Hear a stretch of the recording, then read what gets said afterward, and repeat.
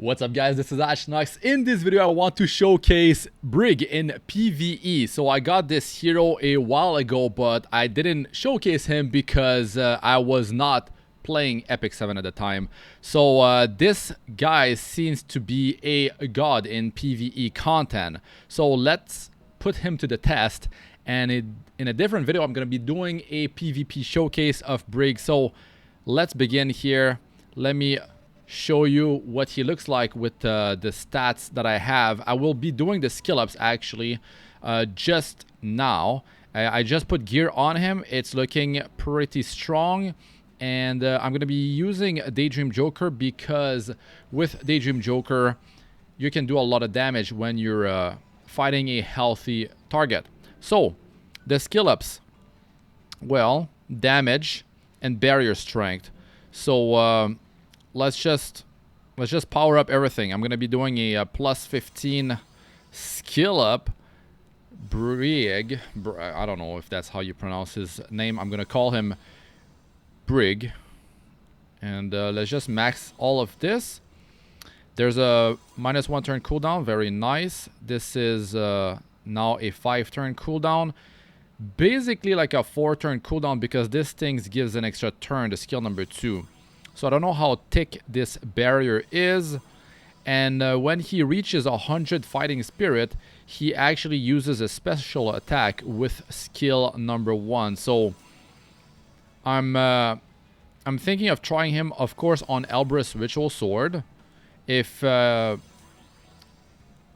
mean, if the Daydream Joker doesn't perform too well, which I think it will because he has...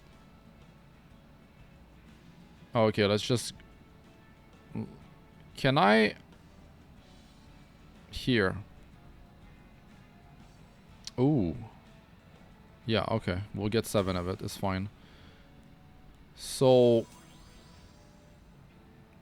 Yeah. Daydream Joker versus Elbrus. There's gonna be other options as well. But yeah, 15 skill up. He's probably gonna be hitting like a truck with all this. I want to talk more about him, but first let me talk about the gear, and let's send him to fight so we can actually see his performance as I'm talking about his kit. So the perception gives him 15% crit chance and crit damage, so 99% crit chance, but we're going to be doing Wyvern first, so he's going to have 99% crit chance without the perception on because he's at elemental advantage. So the gear real quick. So his damage scales off of maximum health. So not every piece has max percentage HP increase, sadly. But you know, I'm using the gear that I can without taking off gear from my core heroes, right? So yeah, Daydream Joker dealing damage based on the target's maximum health is going to be very nice. So yeah, the effectiveness is overkill. Basically going to be trying him later on in PvP, probably with the same gear. So we have him on penetration set, so we are able to you know, penetrate some of their armor, 15%, since his attacks are single target attacks, right? So let's just put him in a battle so we can actually see how he is performing. So we'll go in Wyvern, good old Wyvern 13. And in this team, I'll be replacing Alexa. And I'll keep Tarnor Guard. And Seaside Bellona is actually giving health percentage, right? So that's good. He can be used as a frontliner. But since I have Rose, let's actually turn down the battle speed here so it doesn't look too crazy. So yeah, we got an attack buffer, we got multiple defense breakers, so that barrier looks fairly thick. Oh, nice, man. That's the first time I see his animation. Very cool looking. And that target got destroyed. That was nearly 30,000 damage, and he is using Daydream Joker, so that target doesn't have that much health like a boss. So yeah, got really murdered. Okay, pretty decent damage, but he didn't have attack buff. And was there a defense break? Maybe there was. So let's see his damage here versus the Wyvern. So if you're running like Elbrus Ritual Sword, right here he would be triggering it. Well, maybe. Because, you know, he's not the front liner. This looks really nice. Whoa. Yeah. Oh my god. He just go. Oh my god, the damage. 34,000 plus. Oh. This is ridiculous. No wonder people are saying he's a god in PvE. That's some ridiculous high damage. And that skill 1 into that extra attack with the animation feels great. Oh, he is murdering the boss. We'll see the damage breakdown, but man, of course, with his gear, like my heroes have pretty solid gear, not the best gear on them because this is for PvE. Oh my goodness, he completely destroyed Seaside Bellona. Alexa usually does the most damage, I believe. We could actually pair him with Alexa. I want to actually replace the Honor Guard and put Alexa in there, and let's see how it looks like. But you can't go wrong with Daydream Joker because when you're fighting a big boss, right? So Alexa, I mean, her CP is not so high. I don't think she's got like top tier gear on her, right? But Brieg with the extra attack on that skill number 1 really slapping big time. And if this defense break is on the target, it's gonna hurt real bad. Because with the over 300% crit damage plus the perception buff, that's like over 10k without defense break on the target. So pretty nice. He had attack buff though. So the thing is, he's not extending the duration of buff when he uses the skill number 2, which grants him an extra turn, so he can get out of whatever buff he's been given by the team, like attack buff. So there's that. But the barrier is also, you know, giving survivability for your team. So that's good. 15% crit damage buff. That's undispellable. Yo, that damage. Oh my god, with a dual attack. Oh, Alexa is there we go. Popping big damage. Here we go. Man, 30,000. He's building that 100 fighting spirit so quick. Like it's not even a contest here. I mean, yeah, Alexa, she did pretty decent. Seaside Bellona, actually. I thought that was Alexa, but yeah, okay. Still, that defense break is very, very nice that he provides with the skill number 3. The thing is, we didn't even put him to good use because, you know, he's got the strip on the skill number 3 before he even... I'm gonna go into Expedition with him to try him there. So that skill number 3, man, like dispelling all buff before decreasing defense and speed for 2 turns, it's very nice. Now the speed down doesn't even work versus Wyvern 13 because the boss is immune, right? And that massive effectiveness is beautiful. Like that's all you need effectiveness for on this hero is for that skill number 3, right? And like that's it, like 50%, that's almost giving you close to that 65% that you need in PvE content. So that's very, very nice. And all the damage scaling off of the maximum health and the barrier really makes it even better. And that's why I feel like he could have some usability in PvP. So I'm gonna have to try him in a different showcase. So let's go in expedition to see. No, that's not here. Here, to see how he performs. So let's try him in. I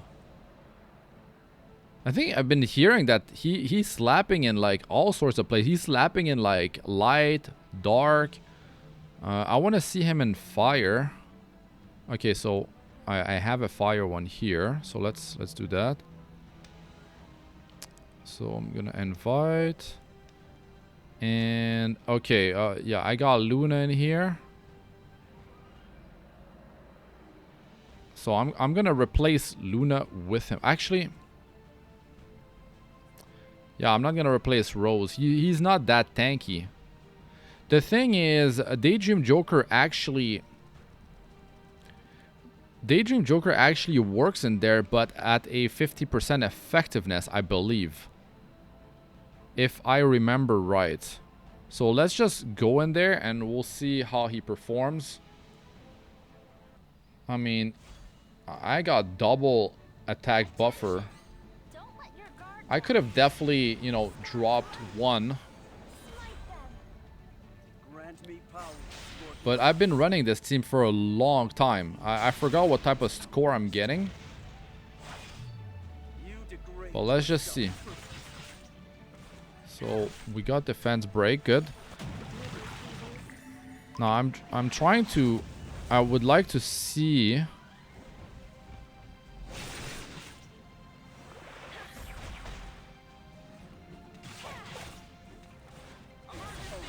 I'm wondering if the boss is taking is not taking damage from damage based on the target's maximum health, like Daydream Joker.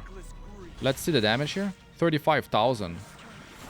35,000. He did some like 40,000 in Wyvern 13 with that attack. So we'll see what we can do. I mean, we're running double hero that apply barrier for the whole team, and Rose can even apply barrier with her skill number 2 as well. He's getting a lot of damage in, that's for sure. So, you know, fire is not a place I'm struggling with. You know, basically when you're doing expedition, you need to reach that, what is it again, like 400,000 damage, so you can actually open the game to the public, so like anyone can start joining, right? So that's really your sort of like your threshold that you want to meet, because after that, when you open it to the public, it's most likely going down. If, I mean, you might have an active guild and friend list, so you don't even need to do that. They're gonna be able to just slap the expedition boss. If I'm running my 5 accounts, I can just like open a game and join with all my other accounts beside the European account, because, well, it doesn't work cross server like that.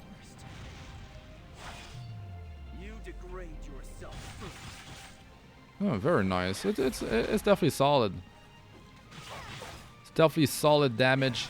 I wonder how he does in like Hell Raid. With his kit, I'm sure he slaps though. Okay, so I'm gonna speed this thing up, and I want to bring him along in. I've been struggling on this account. You know, the light expedition, I can't get like a crazy amount of damage there. It's not so good. I have not tweaked like my expedition, you know, teams across my 5 accounts. Really not a place that I spend that much time on, because I don't have to build every single, you know, hero here on that one, on each one of my account. Like when I showcase heroes, you know, I build them. As long as I got the hero on one of my 5 accounts, I'm fine with that, because that's how I'm gonna showcase the hero. I don't need to like build all the same heroes everywhere. So I don't need like an insane amount of gear. I don't need like as much as possible of everything. So it should be finishing soon enough. So yeah, I mean, in PvP, as a bruiser, that's good. Like, he's gonna be able to survive better.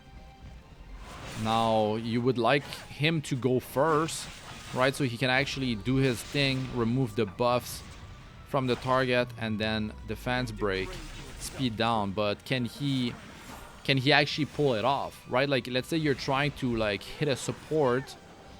First, like when you're drafting, you have to not deal with an earth support hero, because you're not gonna be able to like do good with him as ice.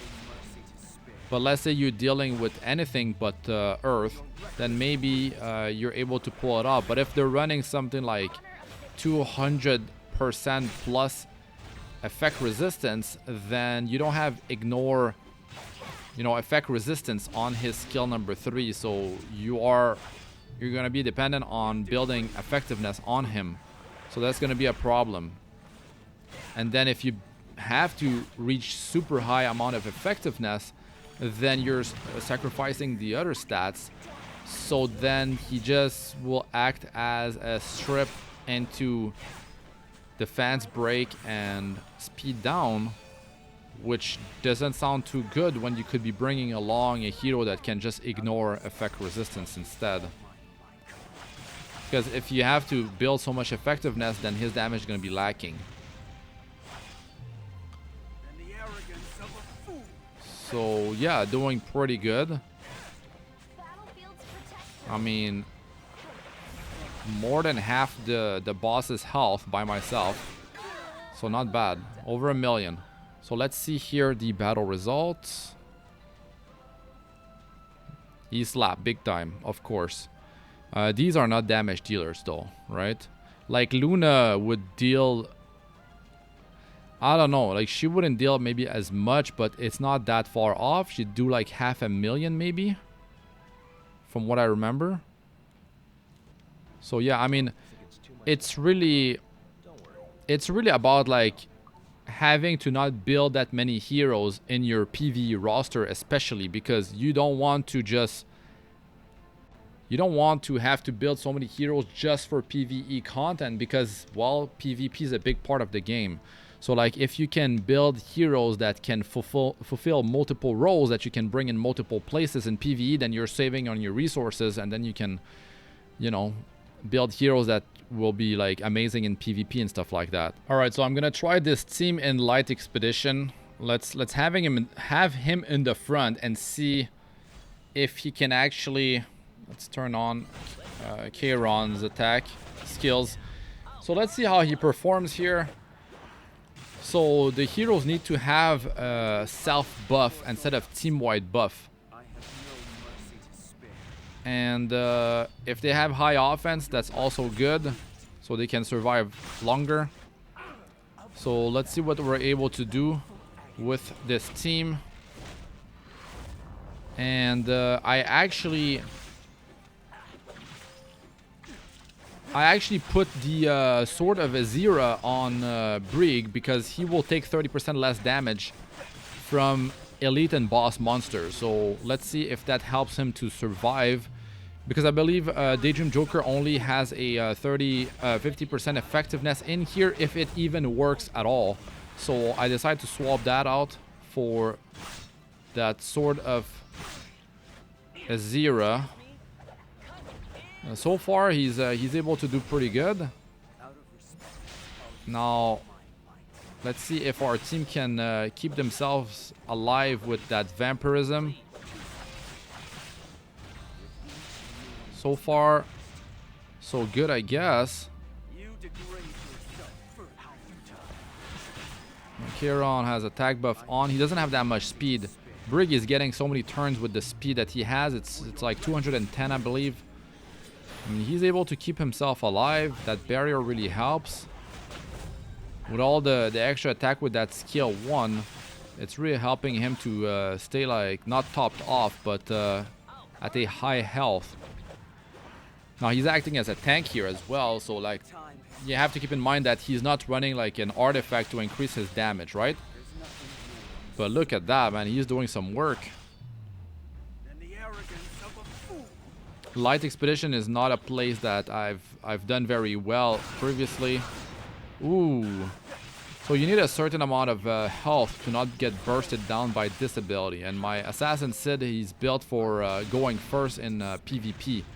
So, yeah.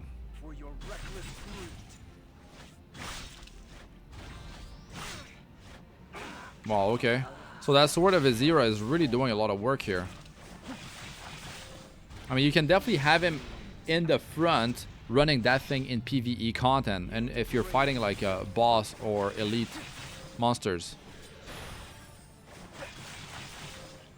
Look at that healing from that vampirism, is very nice. I think we've reached a threshold allowing us to open the game to the public. So that's definitely good. Oh, he's he's doing this thing by himself, just tanking, keeping himself alive and doing damage, putting defense break on the boss. Like that's really good.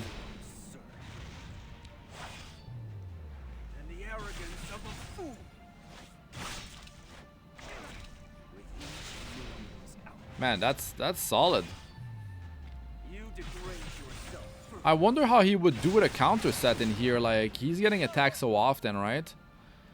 Like, could you imagine, like, on a counter set with Elbrus Ritual Sword? I mean, not even close, right?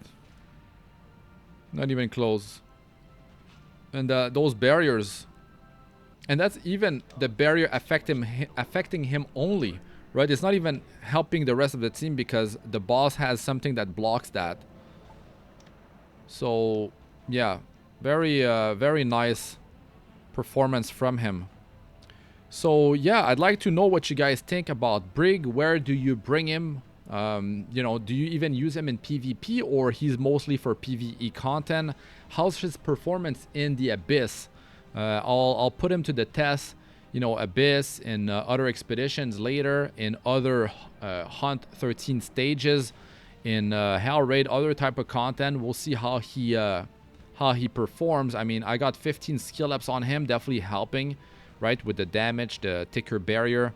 Definitely the stats are on the higher side. I mean, if you have a early to mid game account, these stats are, I mean, they're obtainable like in mid game. You don't even need that much effectiveness for PvE content because you just need 65% effectiveness, and he already gives 50% right here, so you need like 15% effectiveness on him. Actually, you don't even need that because you need no effectiveness on him because the Awakening already gives, I can see something like 18% effectiveness, so you're already at 68%.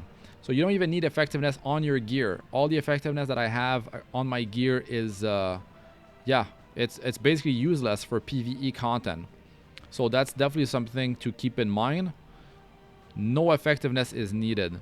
And I wish I had more health percentage on my gear, right? And yeah, there's a lot of artifacts that works for him. But yeah, that's gonna be it for this one. Thanks for watching. I'm Astranox. Good luck with all you do. Don't forget to smash the like, subscribe, press the bell notification to get notified when I release new videos. All right, peace out for now.